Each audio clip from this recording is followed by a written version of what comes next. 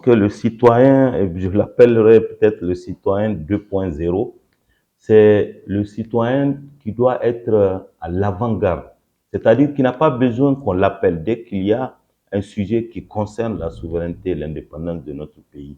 Lorsqu'il y a une menace quelconque sur la souveraineté et l'indépendance, c'est le citoyen qui ne se pose pas de questions et qui s'engage, sans calculer les risques qu'il y a dans cet engagement. Pour moi, c'est ce citoyen dont on a besoin. Quelqu'un qui met le Niger au devant de toutes les autres considérations, de tous les autres intérêts personnels ou communautaires. C'est celui qui, dès qu'on appelle le nom de son pays, qui n'hésite pas et qui s'engage et met la main à la pâte. C'est ce citoyen dont on a besoin aujourd'hui. On doit être patient.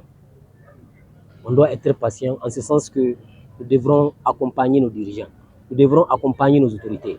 Parce que des problèmes qui ont été créés durant de longs processus pendant longtemps ne peuvent pas être résolus de façon ipso facto, tout de suite et maintenant. Ça ne peut pas se faire. Il faut du temps.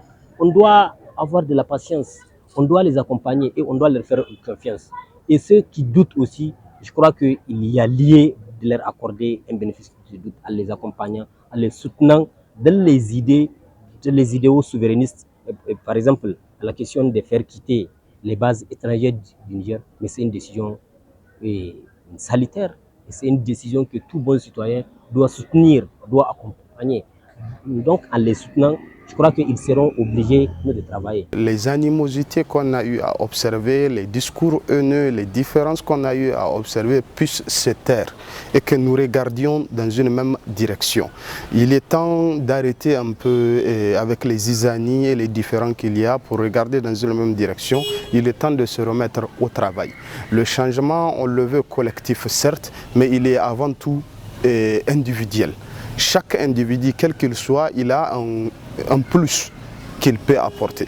Il faut que chacun d'entre nous accepte de retourner au travail, puisse mener des réflexions concrètes et solides et les soumettre au gouvernement qui doit, quant à lui, écouter ce que le peuple veut. Chacun a une part de responsabilité et je pense que chacun, en fonction des rôles qu'il est appelé à jouer, doit aussi consentir un effort.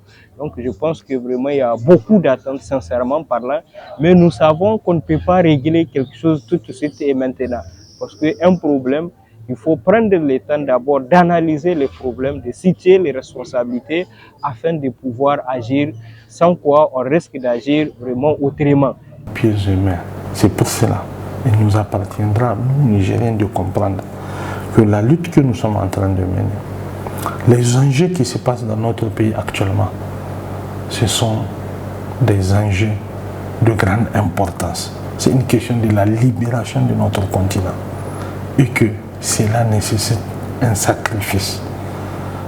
Un sacrifice sur le seul salut pour pouvoir sauver et assurer la dignité des générations futures auxquelles nous devons assurer un meilleur être de la même manière que nos aïeux se sont battus pour que des nations comme les nôtres existent aujourd'hui et que nous ayons le sentiment, n'est-ce pas, et la fierté d'être Nigériens.